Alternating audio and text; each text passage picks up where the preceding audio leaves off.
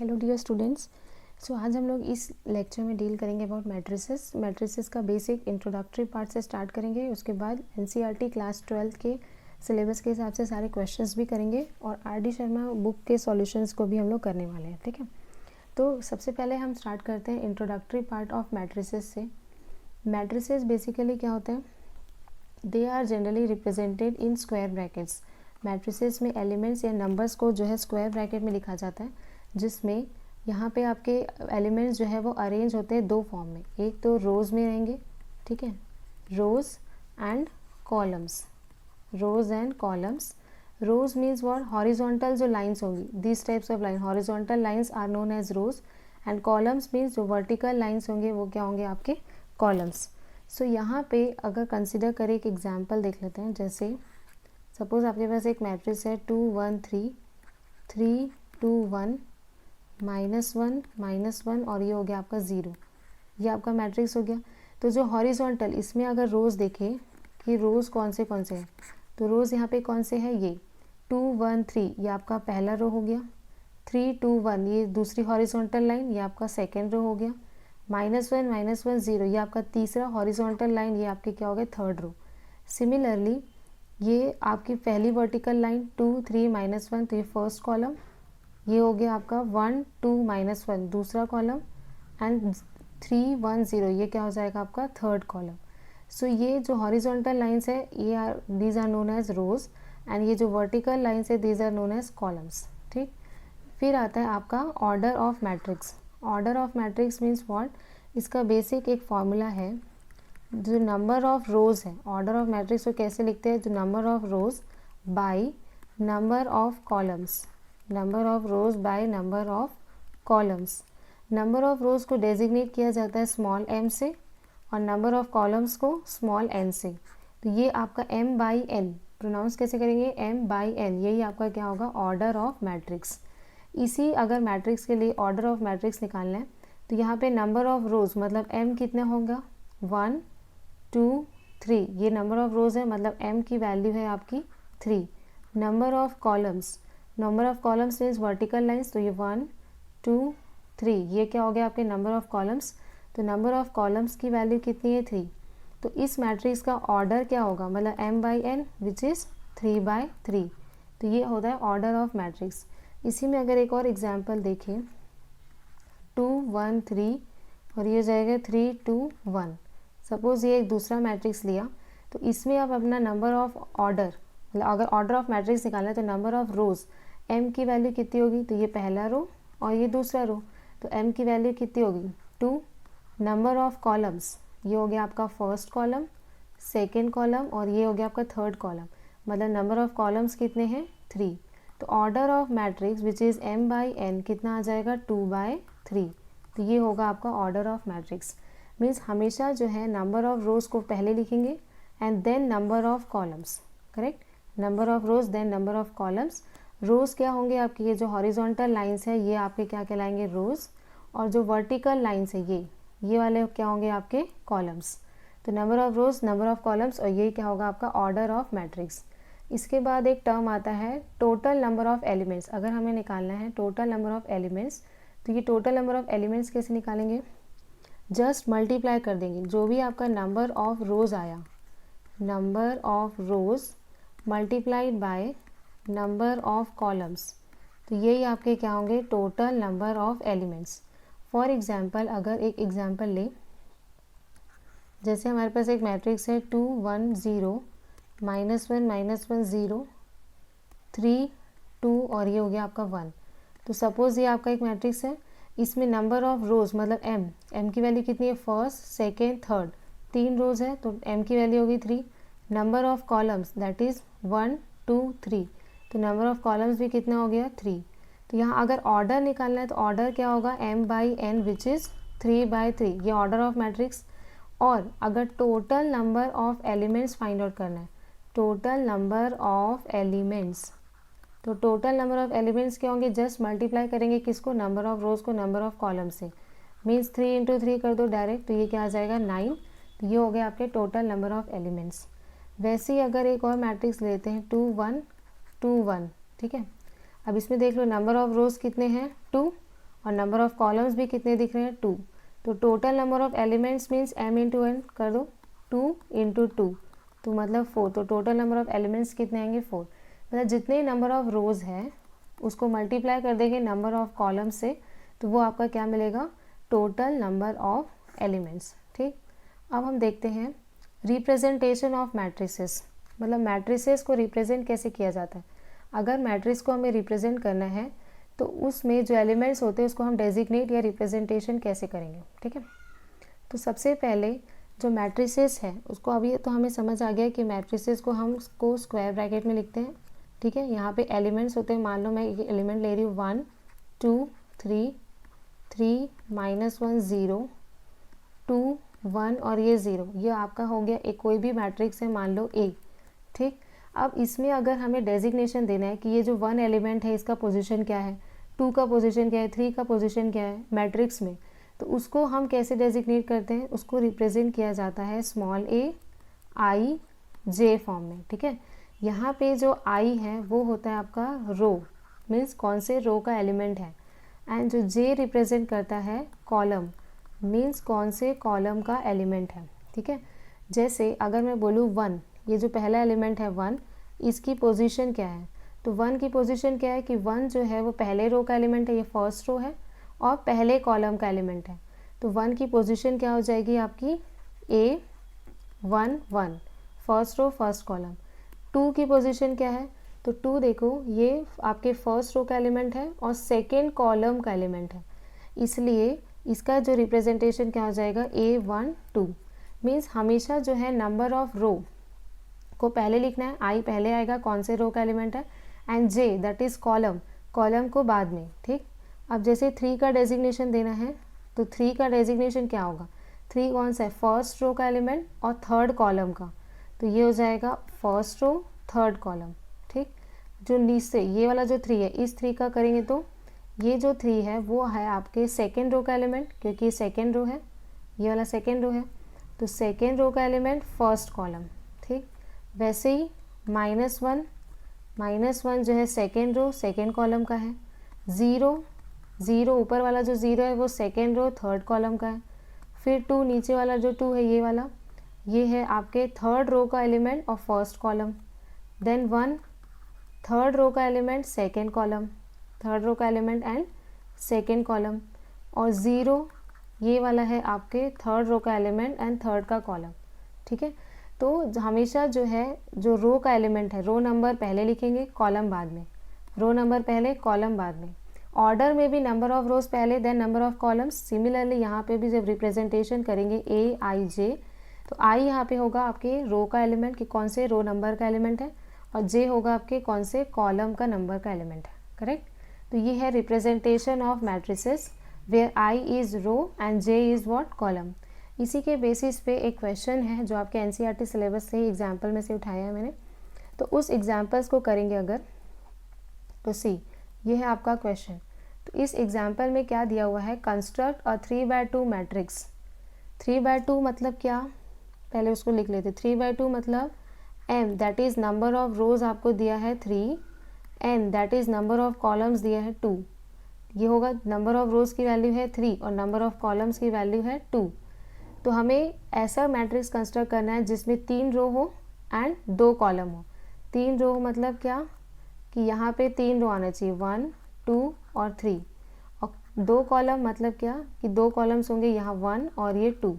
Correct, whose elements are given, मतलब यहाँ पे एलिमेंट का आपका रिप्रेजेंटेशन दिया है कि जो A I J है वो किस फॉर्म में होगा, हाफ मॉड लगा है I -3J फॉर्म में। I क्या है रो वाला एलिमेंट ना, और J क्या हो जाएगा कॉलम का नंबर। तो सबसे पहले हम इन जनरल कंस्ट्रक्ट कर लेते हैं कि 3/2 मैट्रिक्स में क्या होगा एलिमेंट्स। तो यहाँ पे जो एलिमेंट होगा ये कौन सा होगा, पहले रो का एलिमेंट पहले कॉलम का, देन यहाँ पहले रो का एलिमेंट सेकेंड कॉलम है ना, ये फर्स्ट रो फर्स्ट कॉलम और ये first row second column. Correct, 2 ही कॉलम्स होंगे तो आगे नहीं जाएंगे। नेक्स्ट रो में चलते हैं, सेकेंड रो में, तो ये हो जाएगा सेकेंड रो फर्स्ट कॉलम और ये हो जाएगा सेकेंड रो सेकेंड कॉलम। ठीक, 3 रो चाहिए तो 1 रो 2 रो कंस्ट्रक्ट होगा, तीसरा करते हैं, तो ये हो जाएगा तीसरा रो पहला कॉलम और ये हो जाएगा तीसरा रो और ये दूसरा कॉलम। तो ये हमारा इन जनरल मैट्रिक्स हो गया ए, जो किस ऑर्डर का है, 3/2 ऑर्डर का है, क्योंकि इसमें हमारे पास 3 रो है और ये आ गए आपके 2 कॉलम्स। करेक्ट। अब हमें सिर्फ क्या करना होगा, ये सारे एलिमेंट्स को फाइंड आउट करना है। ठीक, यहाँ पे देख लो, जैसे पहले हमारे पास है A11। A11 का मतलब क्या है कि ये I की वैल्यू भी 1 है और J की वैल्यू भी 1 है।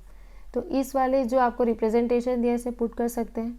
तो अगर इस वाले इक्वेशन में पुट करेंगे तो क्या आएगा, A11 equals to half, mod लगाना है, I की वैल्यू कितनी दी है 1, -3 इंटू J की वैल्यू भी 1। मॉड का मतलब क्या होता है कि अगर अंदर कोई माइनस टर्म भी आएगा तो मॉड से जब वो बाहर आएगा टर्म तो क्या हो जाता है प्लस। तो ये हो जाएगा हाफ। अब 1 - 3 कितना होता है, -2 अपॉन 2। तो जब बाहर आएगा तो 2/2 बन के आएगा, तो इसका आंसर कितना आ गया 1। तो ये किसकी वैल्यू है, A11 आ गया। वैसे ही हम निकाल सकते हैं A12 means what, half. I की वैल्यू है आपकी 1 और जो J की वैल्यू कितनी है 2, मतलब ये हो जाएगा 3 2 ज़ा 6। ठीक, तो इसको सॉल्व करो तो ये हाफ, तो 1 - 3 2 ज़ा 6, तो ये कितना हो जाएगा -5, मॉड लगा है -5/2, लेकिन बाहर आएगा तो क्या हो जाएगा 5/2। करेक्ट। फिर वैसे ही करेंगे A21 मतलब क्या कि I की वैल्यू 2 है और J की वैल्यू 1, तो ये 2 - 3 इंटू J की वैल्यू क्या हो जाएगी 1। तो ये आपके पास आ गया हाफ। 2 - 3 -1 बाहर आएगा तो 1, तो इसलिए हो जाएगा 1/2। ये A12 हो गया। ठीक है, इसको हम आगे इधर करते हैं। अब मान लो हमें निकालना है A22, मतलब I की वैल्यू भी 2 और J की वैल्यू भी 2, तो ये हो जाएगा हाफ। I की वैल्यू है 2 -3 इंटू J की वैल्यू भी 2, तो ये क्या हो जाएगा हाफ। 2 - 3 2 ज़ा 6। करेक्ट। अब ये हो जाएगा हाफ -4, जब ये बाहर आएगा तो 4/2 दैट इज़ 2। करेक्ट। नेक्स्ट है A31 निकालना है। तो A31 मतलब I की वैल्यू 3, J की वैल्यू 1, तो ये हो जाएगा हाफ। 3 - 3 इंटू J की वैल्यू कितनी दी है 1, तो ये हो गया हाफ। 3 - 3 मतलब कितना 0, और 0 डिवाइडेड बाई 2 करेंगे तो 0 ही आएगा। लास्ट एक एलिमेंट बचा है A32 मतलब हाफ। 3 माइनस मतलब I की वैल्यू कितनी दी है 3 इंटू J की वैल्यू कितनी है 2, तो ये हो जाएगा हाफ। 3 - 3 2 ज़ा 6, और 3 - 6 करेंगे तो -3 आएगा, बाहर आएगा तो 3, तो ये हो जाएगा आपका 3/2। A32 एलिमेंट भी आ गया। अब इसमें आप करो इसको, अगर आप पूरी तरह से एलिमेंट्स को लिखें तो कैसे लिखाएगा, ये वाला जो टेबल बना है इस टेबल के हेल्प से ही हम लिखेंगे। ठीक है, इस टेबल के हेल्प से अगर लिखें मैट्रिक्स A, आपका A11, ये A11 की वैल्यू कितनी आई थी, ये 1 है A11 की वैल्यू, तो ये A11 की जगह लिख दो 1। A12 की वैल्यू ये 5/2 आई थी, तो A12 की वैल्यू कितनी हो जाएगी 5/2। A21 ये है आपकी A21 की वैल्यू दैट इज़ हाफ, तो ये हो जाएगा हाफ। A22 की वैल्यू कितनी आई 2, तो ये हो जाएगा 2। A31 की वैल्यू ये आई 0, तो A31 की वैल्यू हो जाएगी 0, और A32 की कितनी आई 3/2, तो A32 की हो जाएगी 3/2। तो ये आपका मैंने मैट्रिक्स कंस्ट्रक्ट कर दिया। करेक्ट। तो इस तरह से मैट्रिक्स कंस्ट्रक्ट करेंगे। सबसे पहला काम होना चाहिए ये रिप्रेजेंटेशन वाला मैट्रिक्स को निकालना। करेक्ट। फिर जब हमें आई जे की वैल्यू सब पता है तो ये जो आपको रिप्रेजेंटेशन दिया है इसमें पुट करके पूरे जो मैट्रिक्स है उसको आप फाइंड आउट कर सकते हैं। ठीक है, अब हम लोग आगे बढ़ते हैं। Column matrices, types of matrices में आपके पास बेसिकली 7 टाइप्स के मैट्रिसेस है। तो 7 टाइप के मैट्रिक्स में पहला मैट्रिक्स है column matrix. Column matrix means what, ऐसा मैट्रिक्स जिसमें सिर्फ कॉलम हो, देयर आर नो रोज, तो उसको बोलते हैं कॉलम मैट्रिक्स। जैसे 1 2 3 ये हो गया आपका कॉलम मैट्रिक्स, जिसमें सिर्फ एक सिंगल कॉलम हो, नो रोज, ऐसे को बोलते हैं क्या, कॉलम मैट्रिक्स। रो मैट्रिक्स मतलब जिसमें सिर्फ एक सिंगल रो हो, ये देखो ये एक सिंगल रो, तो इसको बोलते हैं रो मैट्रिक्स। स्क्वायर मैट्रिक्स मतलब क्या, जिसमें नंबर ऑफ रोज़ जो है वो बराबर हो किससे, नंबर ऑफ कॉलम्स से। Number of rows is equal to number of columns, तो उसको बोलते हैं स्क्वायर मैट्रिक्स। जैसे फॉर एग्जांपल 2 2 1 2, तो यहाँ पे देख लो नंबर ऑफ रोज़ कितने हैं, m इक्वल्स टू 2 है, ये first row second row. Number of columns 1 2, तो दोनों बराबर है, तो ये कौन सा एग्जाम्पल हो जाएगा, स्क्वायर मैट्रिक्स। ठीक। Diagonal matrix, diagonal matrix means जिसमें जो डायगोनल एलिमेंट्स हैं वो सिर्फ नॉन ज़ीरो हो, बाकी सारे ज़ीरो, जैसे ये 1 2 3 ये डायगोनल एलिमेंट है, ये नॉन ज़ीरो होना चाहिए, मतलब ज़ीरो के अलावा कोई दूसरा नंबर, और लेकिन जो बाकी एलिमेंट्स हैं ये सारे क्या हो, ज़ीरो, तो ऐसे को बोलते हैं डायगोनल मैट्रिक्स, जिसमें सिर्फ डायगोनल एलिमेंट्स जो है वो नॉन ज़ीरो आए, मतलब ज़ीरो के अलावा कोई दूसरी वैल्यूज़, और बाकी एलिमेंट्स जो है वो ज़ीरो पोजिशन पे हो, ज़ीरो नंबर हो, that is known as what, diagonal matrix. Correct. Scalar matrix means what, scalar matrix means ऐसा डायगोनल मैट्रिक्स जिसमें जो डायगोनल एलिमेंट्स है वो बराबर रहे, जैसे फॉर एग्जांपल 2 2 2 और बाकी सब क्या हो, zero.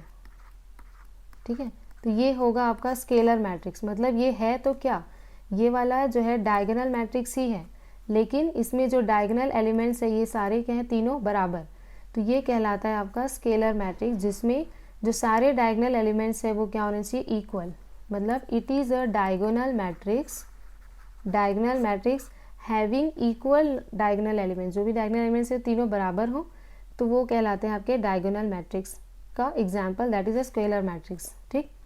Identity matrix means what, ऐसा मैट्रिक्स जिसमें जो डायगोनल एलिमेंट है वो 1 हो, तीनों क्या हो 1, और बाकी तो आपका 0 हो सकता है, तो ये होगा आपका आइडेंटिटी मैट्रिक्स, जिसमें जो डायगोनल एलिमेंट्स क्या होने चाहिए, 1 के अलावा कोई दूसरा नहीं, तो वो क्या होगा आपका identity matrix. Zero matrix means जिसमें सारे एलिमेंट्स क्या हो, ज़ीरो, वो कहलाते हैं आपके ज़ीरो मैट्रिक्स। ठीक है, जिसमें सारे एलिमेंट्स क्या हो, ज़ीरो मैट्रिक्स, ज़ीरो एलिमेंट, तो उसको क्या बोलेंगे आप, ज़ीरो मैट्रिक्स। उसके बाद एक इम्पॉर्टेंट आपके इंट्रोडक्टरी पार्ट में है, that is equality of matrices. Equality क्या होता है कि कोई भी अगर दो मैट्रिक्स आपके पास दिए हैं ए और बी, ये दोनों मैट्रिक्स इक्वल कब होंगे, जब इनके सारे रिस्पेक्टिव एलिमेंट्स बराबर हों, जैसे 2 3 1 और ये हो गया 2 मान लो। ठीक है, एक और मान लो ये है आपका मैट्रिक्स ए। ठीक, दूसरा एक और मैट्रिक्स कंस्ट्रक्ट कर लेते हैं, जैसे 2 3 1 और ये 2। ठीक, एक और मैट्रिक्स लिख लेती हूँ सी, 2 2 1 और ये हो गया 3। ठीक, यहाँ से तो आप क्लियरली देख सकते हो कि ये जो ए मैट्रिक्स है वो बी के बराबर है, लेकिन ए जो है वो सी के बराबर नहीं है, and B is also not equals to C. कैसे पहचाने, क्योंकि यहाँ पे जो एलिमेंट इधर भी 2 है, इधर भी 2, 3 3 1 1 और 2 2, मतलब क्या कि एलिमेंट्स तो वही है, यहाँ पे भी 2 3 1 2 है, मतलब 2 2 है और 3 और 1, यहाँ पे भी 2 2 है और इधर 1 और 3, लेकिन ये दोनों मैट्रिक्स ए और सी बराबर नहीं है। क्यों नहीं है, बिकॉज इसके हर पोजीशन के एलिमेंट्स को बराबर होना चाहिए, दैट इज़ ये जो A11 है वो A11 के बराबर हो, A12 जो है वो A12 के बराबर हो, A21 के बराबर, और ये जो A22 है वो A22 के इक्वल होना चाहिए। ठीक है, सारे जो पोजीशन वाले एलिमेंट्स हैं वो भी सारे बराबर हो, तभी आपका जो मैट्रिक्स है वो इक्वल होगा। वरना समझ आया। इसी बेसिस पे आपके NCERT सिलेबस का एक एग्जाम्पल है, उसको हम करते हैं, जो इक्वालिटी ऑफ बेसिस पे है। ठीक है, और बहुत इजी है और इम्पॉर्टेंट भी है। तो यहाँ पे देखो आपका एग्जाम्पल में दिया है कि मान लो इफ़ ये जो दो मैट्रिक्स है वो बराबर है, अगर ये जो दो मैट्रिक्स हैं वो इक्वल है, तो हमें A B C X Y Z की वैल्यूज़ फाइंड आउट करनी है। तो आपको एक तो ये वाला मैट्रिक्स दिया है और ये बोल दिया है कि ये दोनों बराबर है। अगर ये दोनों बराबर है तो इसके रिस्पेक्टिव एलिमेंट्स, मतलब ये जो A11 है इस A11 के बराबर होगा, Z+4 6 के बराबर होगा, 2y - 7 3y - 2 के बराबर होगा। समझ आ रहा है, तो हर रिस्पेक्टिव एलिमेंट्स एक दूसरे के इक्वल होगा। तो इसी फंडे से हम निकाल सकते हैं X Y Z A B C की वैल्यू। तो सबसे पहले देखो, अगर ये दो मैट्रिक्स बराबर है तो ऑब्वियसली जो X+3 है वो बराबर होगा किसके, इस वाले एलिमेंट 0 से। करेक्ट, तो इसको सॉल्व कर लेते हैं इक्वेशन। तो x इक्वल्स टू क्या हो जाएगा, 3 इधर आएगा तो माइनस हो जाएगा, तो ये हो जाएगा -3, x की वैल्यू आ गई। सिमिलरली देखो ये जो z प्लस 4 है वो बराबर होगा किसके, 6 के। तो यहाँ आ जाएगा z प्लस 4 इक्वल्स टू 6, तो z इक्वल्स टू क्या हो जाएगा, 6 माइनस 4, 6 माइनस 4 2, z की वैल्यू आ गई। फिर यहाँ देखो इजी वाला पहले कर लेते हैं। जैसे ये देखो ये जो 0 है, ये 0 किसके बराबर है, 2c प्लस 2 के, करेक्ट। तो ये जो 0 है ये इक्वल होगा किसके, 2c प्लस 2 के। तो 2c इक्वल्स टू -2, तो c is equals to -2/2 that is -1, तो c की वैल्यू आ गई -1। फिर यहाँ देखो a -1, ये जो a -1 है ये बराबर होगा किसके, -3 के। तो ये a -1 ये बराबर होगा -3 के। तो a equals to what, -3 plus 1, तो a इक्वल्स टू क्या हो जाएगा, प्लस माइनस माइनस, 3 में से 2 गया तो 3 में से 1 गया तो 2, और बड़े में साइन माइनस है इसलिए -2, तो a की वैल्यू भी आ गई। x, अच्छा y नहीं आया है तो y के लिए देखो ये जो तीसरा है 2y - 7, ये किसके बराबर होगा, 3y - 2 के। तो इसको कहते हैं 2y - 7 ये इक्वल है किसके, 3y - 2 के। इसको थोड़ा अलग से लिख लेते हैं, और 2y - 7 ये बराबर है किसके, 3y - 2 के। y वाले को एक तरफ कर लेते, अगर ये इधर आएगा तो क्या हो जाएगा, 2y - 3y equals to -2 plus 7, correct. ये होगा -y और प्लस माइनस माइनस यहाँ आ जाएगा 5, तो y की वैल्यू क्या हो जाएगी, -5। उसके बाद b निकालना है, तो b के लिए हम ये यूज़ कर सकते हैं कि देखो b - 3 ये बराबर होगा किसके, 2b प्लस 4 के। सो b - 3 ये बराबर होगा किसके, 2b प्लस 4। तो इसको भी वैसे ही करते हैं, b - 2b एक तरफ, b भी एक तरफ, 4 प्लस हो जाएगा 3, तो यहाँ से आएगा -b इक्वल्स टू 7, तो b की वैल्यू क्या आ जाएगी, -7। तो आया, x आ गया, यहाँ से y आ गया -5, z हो गया 2, a की वैल्यू -2, b की वैल्यू -7 और c की वैल्यू -1, तो सारी वैल्यूज़ आ गई। इसके बाद ऐसे ही इक्वालिटी पे बेस्ड एक आपका होमवर्क दे रही हूँ। यहाँ पे आपको फाइंड आउट करना है a b c d 4 variables है, उसकी वैल्यू फाइंड आउट करना है। और इसमें बोल दिया है कि ये जो ये वाला मैट्रिक्स है ये पूरा 2a + b ये 2/2 का मैट्रिक्स है, इस 2/2 से बराबर है। तो इस इक्वालिटी वाले फंडा को यूज़ करके, मतलब कैसे, इसको अगर मैं थोड़ा सा लिख दूँ, बाकी आप लोग करेंगे, a b c d की वैल्यूज़ निकालेंगे। तो जैसे 2a + b ऑब्वियसली 4 के बराबर होगा, a - 2b जो है वो -3 के बराबर होगा, 5c - d जो है वो 11 के बराबर होगा, और 4c + 3d जो है वो 24 के बराबर होगा। तो ये आपके पास 4 इक्वेशंस आएगी, इन 4 इक्वेशंस को आपको सॉल्व करके निकालना है किसकी वैल्यू, a b c और d की, ठीक है। तो इसको करेंगे और इसके आंसर्स को कमेंट सेक्शन में बिना NCERT बुक देख के करना है, ओके। तो आज की वीडियो में इतना ही है, बाकी हम लोग एक्सरसाइज 3.1 के क्वेश्चंस को सॉल्व करेंगे नेक्स्ट वाले वीडियो में, ओके। Thank you.